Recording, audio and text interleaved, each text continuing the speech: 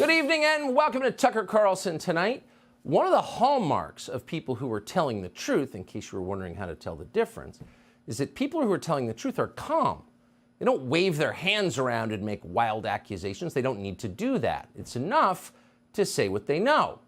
And if honest people turn out to be wrong about something they have claimed, they'll admit it. They don't double down on false. They made a mistake, and that's okay. It's not like they're claiming to be God. Liars behave differently.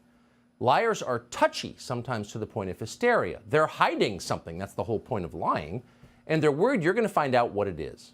Liars are fragile because over time, lying makes you weak and afraid. It has the same effect on countries, by the way. We're living through one of those clarifying moments, which actually we're thankful for, where we're learning exactly who the liars are. On Monday, we showed you unreleased videotape from January 6th. That tape proved that three of the most important claims our leaders have made about that day were untrue. Their claims were lies. We were not shocked to discover that. We knew there was a reason that congressional leaders had been hiding the tape and that reporters in Washington weren't demanding to see it. They were lying to us, obviously. That's why you hide things. But what was actually surprising, what we can't quite get over even now, is how they responded when they were caught lying. They didn't seem embarrassed. They didn't apologize. They weren't even curious to learn more about what actually happened on January 6th. Let's see the tape. No, they didn't want to see it.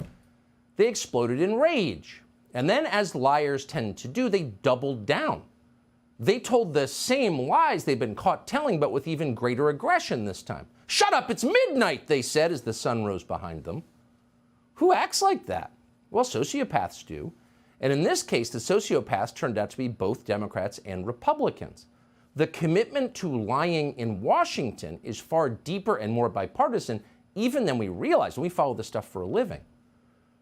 Now, you sometimes hear people say that the whole partisan system is an illusion and that underneath the manufactured debates, the leaders on both sides are in fact secretly united in a common love of money and power and the deception required to get them.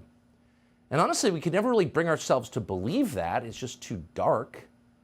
But now we do believe it because we have seen it. Consider the death of police officer Brian Sicknick. Now, we still don't know exactly how Officer Sicknick died. We're not certain that anyone does know. No one has explained it.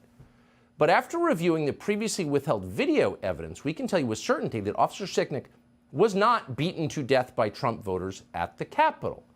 The tape shows very clearly Brian Sicknick walking through the building in apparent health after the media told us for 2 years that he had been murdered. So they were wrong about that. Okay, they got caught. Here's the interesting thing. They won't admit it. Liz Cheney's tweet is still on Twitter tonight. Officer Sicknick was killed defending our Capitol from the violent mob on January 6th. No correction. Anderson Cooper of CNN still has not apologized. Quote, Officer Brian Sicknick died after being hit in the head with a fire extinguisher during the fight, he told us. Those are lies. So why not just admit it and move on? But they won't. In fact, this week, the White House trotted out both the press secretary and Joe Biden's attorney general, the attorney general of the United States, to claim not just that Brian Sicknick was actually murdered by Republicans at the Capitol, but that other officers were murdered too. It's almost beyond belief. Watch this. The rage of bipartisan lawmakers, you heard them all yesterday. You guys reported on it, who have condemned this false depiction of the unprecedented violent attack on our Constitution and the rule of law, which cost police officers their lives. It was a violent attack on a fundamental tenet of American democracy, that power is peacefully transferred from one administration to another. Over 100 officers were assaulted on that day. 5 officers died. 5 officers died on that day. Now, that's just not some guy on Twitter. That's the Attorney General of the United States. That's a man whose honesty is central to his job. If you had a choice between IQ and integrity in an Attorney General, of course you would go with integrity because it's essential. But Joe Biden's Attorney General, Merrick Garland, is a liar. He just lied about something that is provably false. Who are these 5 officers who were, quote, killed that day? Notice he didn't tell you. No one ever tells you. No one ever shows you their autopsies. They don't want any detail. They just want the slogan. Now, they're counting Brian Sicknick. That's a lie. But who are the other 4? Well, those are 4 officers who killed themselves. after January 6th, in some cases long after January 6th. But their suicides, we know for a fact, were the result of the Republican mob at the Capitol. It's just false. And it's not some esoteric fact. That fact is available to anyone who has internet access. No police officers died that day on January 6th. None. Not one. Some were assaulted, that is true, and their assaults are indefensible. So how many were assaulted? Well, Garland said over 100. The Government Accountability Office says the number is 114, and we're just going to roll with that. We don't know if it's true, but we'll take it at face value. And that is bad. We are opposed to assaulting police officers in any context. We said that on January 6, 2020, and we'll say it again, we're against that. But is January 6th the worst assault on the U.S. government since the Civil War? That's insane. It's not even close. How about March of 1954, when Puerto Rican separatists shot 5 congressmen in the Capitol building? 5 members of Congress shot in the building. It's all bad, but the worst since the Civil War. You're just a flat-out liar if you're saying that. More recently, this is an event we all remember, Antifa descended on Washington, D.C. to force the sitting president from office. But it was Trump, so that's cool. And while they were there, they set a historic Christian church on fire, St. John's in Lafayette Square. Do you remember that? You should, because it happened Labor Day weekend less than 3 years ago. And when it happened, the left-wing mayor of Washington, D.C. refused to allow her police department, the MPD, to assist Secret Service agents while they were under siege and getting beaten. No, she made her cops stand back and watch it happen. And they were very upset about it at the time. You may have forgotten that. Here's what it looked like.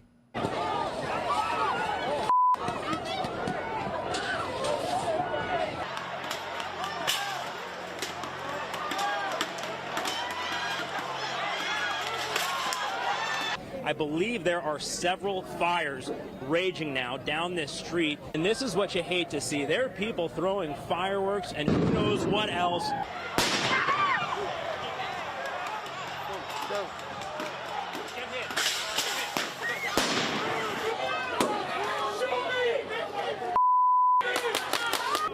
And that crane is just fully engulfed.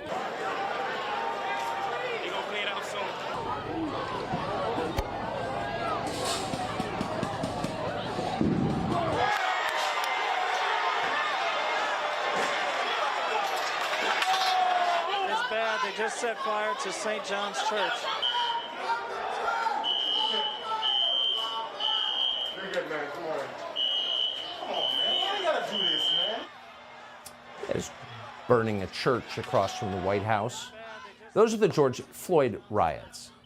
So what was the toll there?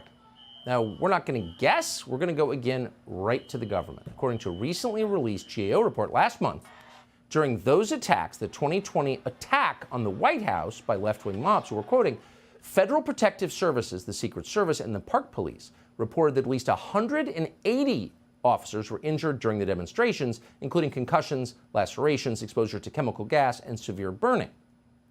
So while stipulating that all riots are bad, because precision matters, facts matter, the truth matters, here's the truth. More cops were injured by Kamala Harris's favorite mob, BLM, at the White House than were injured by Trump voters at the Capitol on January 6th. A lot more. So again, to be clear, both events are bad, but here's the key.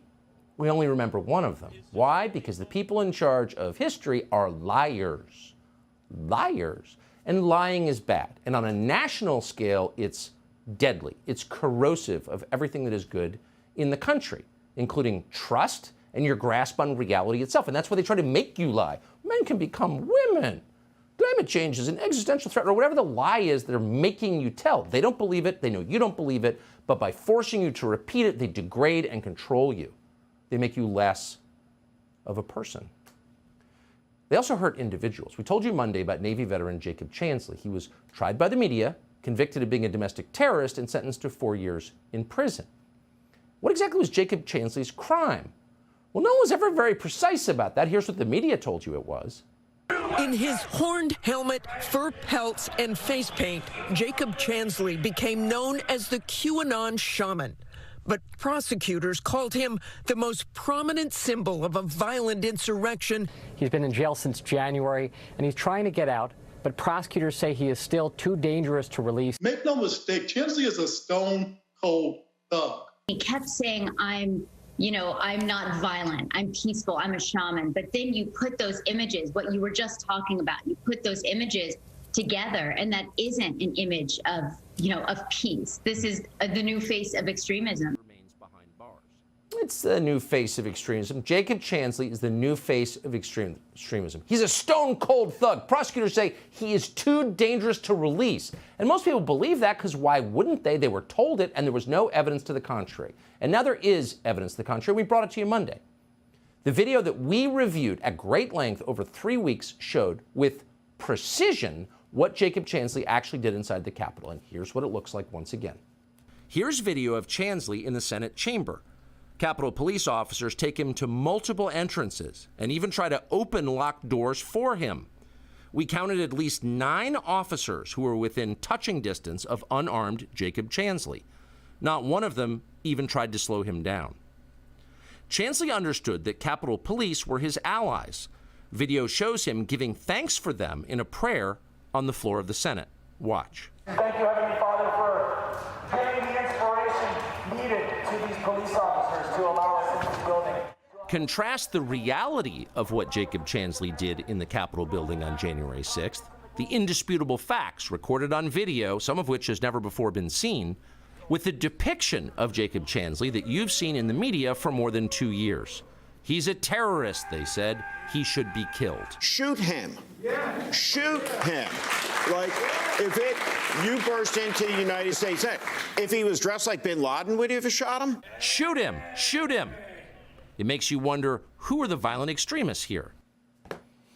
So as you saw, and again, details matter because this is a man. This is an American citizen, a Navy veteran. This is a human being. And so what he actually did should be of deep concern to every American because he's in jail tonight. What Jacob Chansley actually did was wander peacefully through the Capitol, shepherded by Capitol police officers who literally opened doors for him. When one was locked, they went to another. Dozens of officers stood and watched him. All of them had guns. Jacob Chansley did not. They never told Jacob Chansley to get out. The head of the Capitol Police today said he was trying to calm the situation. It was already calm. He was the only protester in the frame. They could have let him outside. They didn't. They helped him. We're not going to speculate as to why. We don't know why. All we know is what we see on the tape, and no one disputes it. We didn't cherry pick it. We didn't make it up. Once inside the Senate chamber, as we told you, Chansley said a prayer thanking God for the kindness of Capitol Hill police. And good for him, they were kind. This was not a domestic terrorist. And that matters. But what matters even more is that the videos that we showed you after 26 months were not shown to Jacob Chansley's attorneys. That's a violation of the Constitution. And he's in jail because of it, because the liars on the January 6th committee and the prosecutors who did their bidding, and that means Benny Thompson, and that means Adam Schiff, it means Liz Cheney, these people have this man's life on their hands. They helped withhold these videos from Jacob Chansley's attorneys. And that means the judge who sentenced Jacob Chansley, Royce Lamberth, never saw them either. And therefore, Judge Lamberth was able to say that what Chansley did was, quote, horrific. He apparently had no idea that Chansley was wandering around with the cops, walking through doors they opened, and saying prayers for them. We're quoting, "You made yourself the center of the riot," said the judge. Really? He accused Chansley of, quote, obstructing the functioning of government. But that's not at all what was happening. He was ambling through the Capitol, flanked at all times by armed cops who were directing his movement. Meanwhile, prosecutors of the DOJ, the real villains here, falsely, they lied in court and said that Chansley was, quote, leading the charge into the Capitol on January 6th. They said he was, quote, the flag bearer for the mob, apparently because he had a flag. He was alone. And of course, the media picked up on this and amplified it as the DOJ intended. Fortune magazine disgraced itself by comparing the man you just saw to ISIS. They said Chansley had, quote, the zeal to possibly kidnap or kill officials. These aren't just lies. These are lies that destroyed a man. So no matter who you voted for in the last election, you could probably agree that sending someone to prison for 4 years on the basis of fabricated evidence is the most serious threat to civil liberties we could possibly face. And yet here's the thing. Leaders in both parties, the party that Chansley voted against and the party he voted for, have said nothing, not one word about the implications of this videotape. The implications not just for Chansley, but for our Constitution and our country going forward. Instead, ooh, how dare you show this? What is clearly exculpatory evidence. And again, it's not just Chuck Schumer, it's Republican senators. Kevin Cramer, Mike Rounds, Chuck Grassley, John Thune, Lindsey Graham, of course, Congressman Dan Crenshaw, needless to say, Kelly Armstrong, all went after us. We're not whining about that. We don't care, actually, but it just tells you everything about the way things actually work. They're not loyal to their voters. They're loyal to each other. And they're willing to lie, really lie, and crush people. Mitch McConnell, Tom Tillis, and BLM superfan Mitt Romney, all weak men, and like all weak men, vicious men, were especially angry. Watch. It was a mistake, in my view, for Fox News to depict this in a way that's completely at variance with what our chief law enforcement official here at the Capitol thinks. I think it's bull. When you see police barricades breached, when you see police officers assaulted, all of that, or you had to be in close proximity to it. If you were just a tourist, you should have probably lined up at the visitor center and came in on an orderly basis. So I just don't think it's helpful. It's really sad to see Tucker Carlson go off the rails that bad. The American people saw what happened on January 6th. They've seen the people that got injured. They saw the damage to the building. You can't hide the truth by selectively picking a few minutes out of tapes and saying this is what went on. It's so absurd. Weak men are vicious men, and these are weak men whose attitudes towards an individual whose life has been destroyed on the basis of false and withheld evidence is vicious. Oh, we cherry-picked. Really? What they're saying, ironically, what they're describing, ironically, is exactly what the January 6th committee and the prosecutors in these cases did for 2 years. They selectively picked small segments of tape to convince Americans that January 6th was something that it wasn't. It was awful. We would not defend that. We hate vandalism. We hate assault. Was it a violent insurrection? It was not. Was it a killing of 5 officers in the Capitol? It was not. Those are lies. And they buried tape that contradicted and revealed those lies. So all we did was play the tape that they had been hiding for 26 months and show that there were American citizens, Jacob Chansley specifically, and others whose civil liberties were annihilated. And you can make your own rational judgments about what that means. Do you want to live in a country where that's possible? They don't care. Neither party in Washington cares. In fact, the leader of the Senate Democrats, Chuck Schumer, just joined the leader of the Senate Republicans, Mitch McConnell, in calling for this show to be pulled off the air. Now, that's not an argument based on logic. It's based on hysteria and the shame you feel as a weak and terrified person when your lies are exposed. Here's Chuck Schumer claiming for the first time that, like Sandy Cortez, he himself nearly died on January 6th. Tucker Carlson ran a lengthy segment last night arguing the January 6th Capitol attack was not a violent insurrection, an attempt to rewrite history and erode the very foundation of our precious and sometimes fragile democracy. So yes, this morning I am furious. Millions of Americans are furious. I was here on January 6th. Many of you saw the footage as I ran for my life, coming within a few feet of these criminals. Yeah. So we invited Schumer on, McConnell. Anybody is always welcome to come on our show. If we got something wrong, tell us how. If you think we altered the tape in some way, tell us how. But they won't. Nor will they answer the most basic question, which is why should a demonstrably nonviolent man who literally said a prayer of thanksgiving for police officers on the Senate floor, how is that man ISIS? How is he a domestic terrorist? How is he a threat to the Republic? Why is he in jail for 4 years? Shut up! Pull that show off the air! They won't answer any questions. But we have a question, which is how in a free country guided by the Constitution were these people allowed to withhold evidence from Jacob Chansley's lawyer? How could that happen? Subscribe to the Fox News YouTube channel to catch our nightly opens, stories that are changing the world and changing your life. From Tucker Carlson Tonight.